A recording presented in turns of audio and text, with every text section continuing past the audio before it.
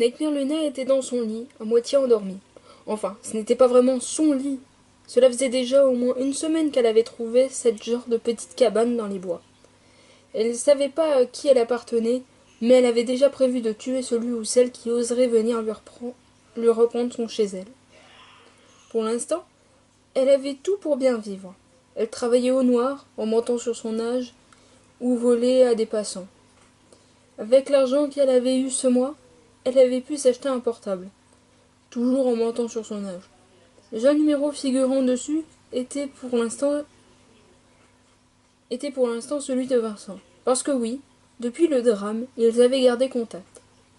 Soudain, alors que la mi-alicorne commençait à se réveiller, Dream Luna vint à ses côtés. Nightmare Luna ouvrit doucement les yeux. « Qu'est-ce que tu viens faire ici dès le matin ?» elle demanda avec un air orgueilleux. « Je sais pas, » répondit Dream Luna. « J'avais envie de te voir. Bien, sache que je préférais être seule à mon réveil. Tu ne pensais pas la même chose quand on vivait encore chez ta mère. Ne parle pas de cette saloperie. » Elle marqua une pause. Les mauvais souvenirs revenaient petit à petit en elle. « Tu sais, » dit Dream Luna en perçant le silence, « tu pourrais te venger. »« Ah oui, et comment ?»« Par le meurtre. Vincent lui-même sait que tu as un instinct de meurtrière. J'avoue, la brutalité serait le meilleur moyen de me soulager. Et puis, quand je saurai que celle ayant essayé de me faire de ma vie un enfer sera morte, je serai sûrement la plus heureuse du monde. Et puis si tu le fais, tu ne seras plus traitée comme une merde à cause de ton âge. Mais bon, je ne sais même plus où elle vit. Comment je pourrais faire pour la tuer? Je ne sais pas. Ah mais si, attends! Nightmare Luna prit alors son portable et appela Vincent. Elle eut une longue conversation avec lui. Elle finit par lui expliquer son but. Il accepta. Son plan était de chercher son nom grâce à un annuaire, puis Vincent l'emmènera à son adresse afin qu'elle puisse faire ce qu'elle avait à faire. Vers la tombée de la nuit, elle alla chez Vincent. Vu que pendant la nuit il n'y avait presque personne dans les rues, une fois qu'elle fut devant sa porte, elle toqua. Celui-ci lui ouvrit. Il la fit rentrer dans sa pièce de séjour. Il la fit patienter et au bout de quelques minutes, il ramena un ordi portable. « J'ai trouvé ce site après que tu m'aies appelé. » Il commença. « Tu peux trouver qui tu veux tant que tu donnes le nom et la région. » Vincent lui passa l'ordi et elle tapa les informations nécessaires. Elle tomba sur plusieurs résultats. Mais parmi tous les résultats, elle put trouver un qui attira son attention. Ce visage lui était familier. C'était elle. Nightmare Luna serra le poing. Vincent le remarqua. « C'est elle ? C'est elle !» grogna Nightmare Luna d'une voix rauque. « Et donc, tu veux faire quoi ?» demanda son aîné. « Garde l'adresse et emmène-moi-y demain matin. J'ai des comptes à régler. » À ces mots, elle se leva et partit. Ce soir-là, Nightmare Luna avait mal dormi. Le souvenir de cette grosse connasse qui l'a frappée juste parce qu'elle ne voyait pas Dream Luna, et surtout celle qui l'a abandonnée, qui l'a laissée seule en plein hiver. Si Dream Luna n'avait pas été là, elle serait déjà morte de faim ou de soif. Elle se leva tôt. D'un côté, elle avait hâte de pouvoir d'être face à face avec sa mère. Elle pourrait se défouler. Elle chercha alors dans sa fameuse cabane si elle trouvait quelque chose. Une arme. Elle trouva dans l'un des tiroirs un couteau de combat, normalement utilisé par les soldats. Ça pourrait faire l'affaire. Elle trouva de quoi l'attacher à sa ceinture. Une fois armée, elle prit son portable et regarda si Vincent lui avait envoyé un message pour qu'elle vienne. Elle finit par en recevoir un. Elle se mit donc en route vers chez lui une nouvelle fois.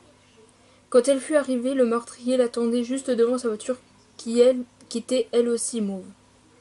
Les deux montirent à bord. « Alors, fit Vincent une fois installé, tu vas faire quoi ?»« Je vais la tuer, » répondit Nightmare Luna. « Tueuse à 12 ans ? J'ai hâte de voir ça. » À ces mots, Vincent démarra la voiture. Pendant le trajet, l'amie Alicorne pensait déjà à ce qu'elle allait dire à sa mère. Des trucs comme « Tu ne te souviens pas de moi ? C'est moi, ta fille que tu as rejetée. » Ou bien juste un simple « Je suis ce qui prouve que tu es une mauvaise mère. » Une fois arrivée, Nightmare Luna grogna de rage. Cette salope était devenue aisée après qu'elle les jetât à la porte. Elle l'avait traité comme un déchet pour ensuite gagner autant d'argent. Cette femme méritait qu'on lui donne une bonne leçon. Vincent gara sa voiture un peu plus loin de la maison, afin qu'on ne le soupçonne pas. Une fois cela fait, Nagnorlana descendit seule. « Tu veux le faire en solo ?» demanda son aîné. « Il n'y a que moi qui peux le faire, » répondit la gamine avant de partir. Elle s'approcha d'une des fenêtres pour s'assurer d'un quelconque signe de vie. Les lumières étaient allumées. Il y avait probablement quelqu'un. Nagnorlana prit alors un bout de métal pour crocheter la serrure de la porte d'entrée. Elle réussit avec succès. Elle rentra alors. Tout était calme. Elle marcha un peu dans le couloir, quand soudain un cri strident retentit. L'amie à licorne tourna la tête vers la source du fameux bruit et se trouva nez à nez avec sa mère. « Qui vous a éduqué, jeune fille, pour entrer chez les gens comme ça ?» elle dit d'un ton grave. Nagnorlana sourit et ferma la porte derrière elle. « Tu devrais le savoir, pourtant, » fit-elle d'un ton trop calme. « Non, pourquoi je le saurais ? Tu ne te souviens pas de moi ? » ?»« Ah oui, non, tu ne dois probablement pas. »« Dites-moi qui vous êtes, bon sang !»« Tu sais, celle qui était un cauchemar à tes yeux. L'idiote, attardée, la folle, celle que tu as mise à la porte en plein hiver. » Nagnorlana. « Non, ce n'est pas possible, elle est morte. »« Eh non, et tu sais pourquoi ? Parce que Djumluna m'a protégée. Mais je... »« Hein ? Toi, à m'insulter et à me frapper parce que tu ne comprenais rien. Djumluna, elle, a su me comprendre. Et elle m'a aimé.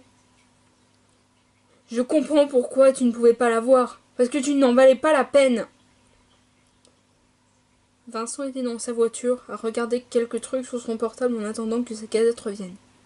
Au bout de quelques minutes, elle revena, des éclaboussures de sang couvrant son visage, ainsi qu'un air monochrome. « Ah bah putain, fit-il, t'y es pas allé de main morte. » « Elle le méritait, » répondit simplement la gamine. « Bon ben, enlève juste le sang que t'as sur le visage. Sinon, si on se fait arrêter, on est mal. » À ces mots, Nagnorlana prit une serviette qu'elle avait trouvée et s'essuya avec. « Eh, j'y pense, » reprit Vincent en attendant. « Comment t'as fait pour les empreintes ? Ma mère m'avait élevé illégalement. Personne ne sait que j'existe. Et je n'ai aucun dossier, donc personne ne reconnaîtra mes empreintes. Putain, la chance !» « Je sais. »